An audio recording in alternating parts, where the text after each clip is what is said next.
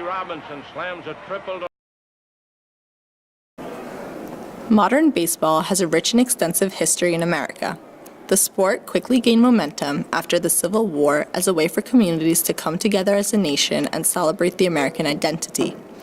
Despite this immense popularity, one group of people did not get to join in on the pastime. African Americans had fought bravely for abolition, but they came home to find that discrimination was still widely apparent. Although no explicit rules banned African Americans from playing in the major leagues, no team would draft them simply because of their race. Some of the most promising candidates for professional baseball were African Americans, but managers would insist that there were no colored players of adequate skill. You could say with a straight face, black players aren't good enough to play in the major leagues. That's actually what they said.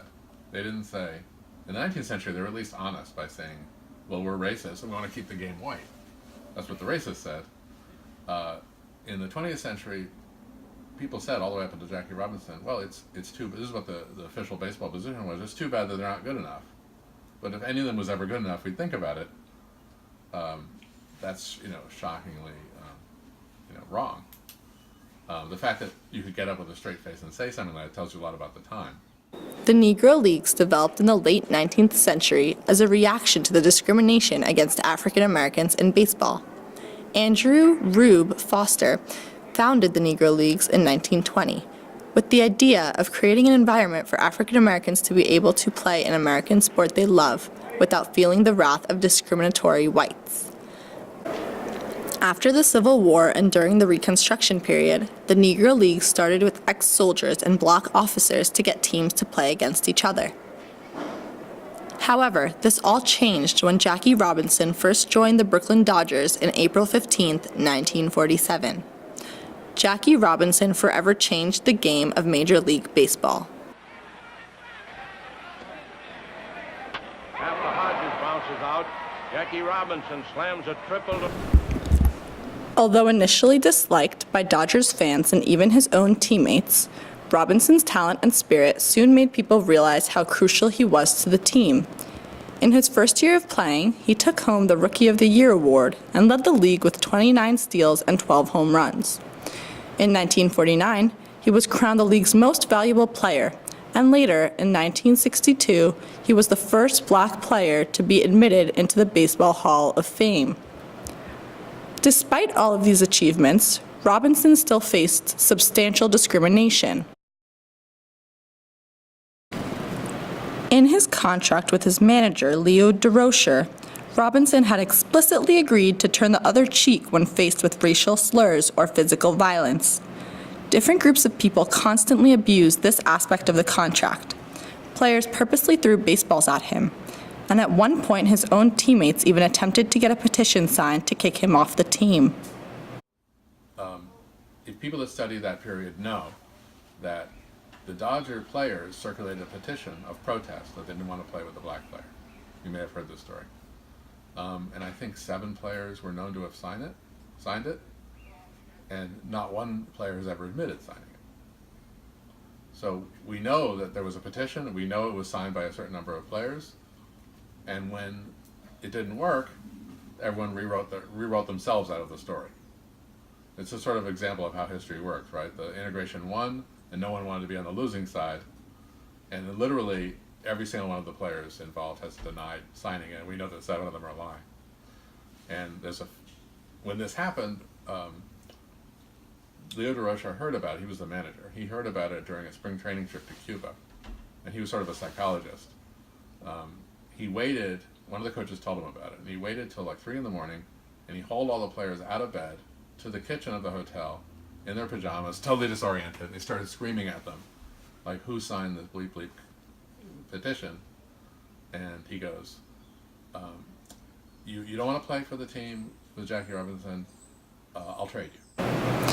Throughout Robinson's career, African Americans were inspired immensely. His aggressive play style drew from elements of the Negro League, thrilling fans and challenging daunting rivals. Thousands of black spectators embraced integration and flocked to see Robinson play for the Dodgers. Many others quickly followed Robinson's footsteps. More than 10 black players joined the Major League just 3 years after he was signed.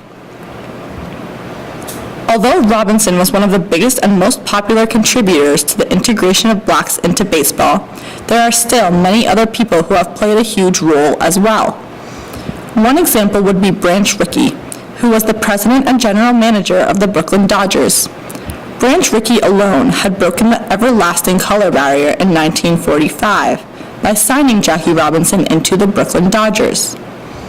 Although he is commonly credited for breaking Major League Baseball's color barrier, he doesn't really like to take credit for it. So the idea that, and Branch Rickey, to his credit, refused to be honored for integrating baseball. He used to say, why should I get a medal for signing a good ball player? That's my job. And he's got a point there. Negro leagues have since been taken down since the integration of blacks into baseball. However, the impact they made will never be forgotten. The Negro Leagues served as proof that colored people deserve the same treatment as whites. This was a classic example for the continuous fight towards the end of racism. The last Negro League teams retired soon after Robinson was admitted into the Hall of Fame, but nonetheless, they left a resounding impact on professional baseball and history. Many books have elaborated on discrimination in baseball, including Baseball and the Color Line, The African American Experience by Tom Gilbert. So discrimination and racism are a white issue and a black issue.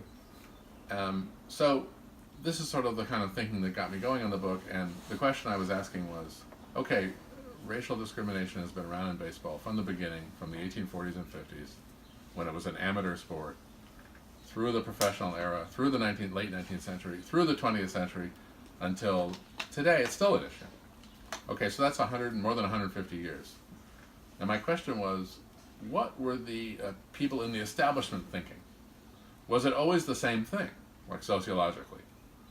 Was the exclusion of black players and African American players, was it done for the same reason, in the same way? In our modern-day society, African Americans no longer need to fight daily just to get recognition and playing time. However, it's important to realize that this is a result of the legacy the Negro Leagues left on us and everyone who contributed to fighting this long battle of racial discrimination. Even in children's literature, authors have made racism in baseball evident to show how it was a huge issue in history.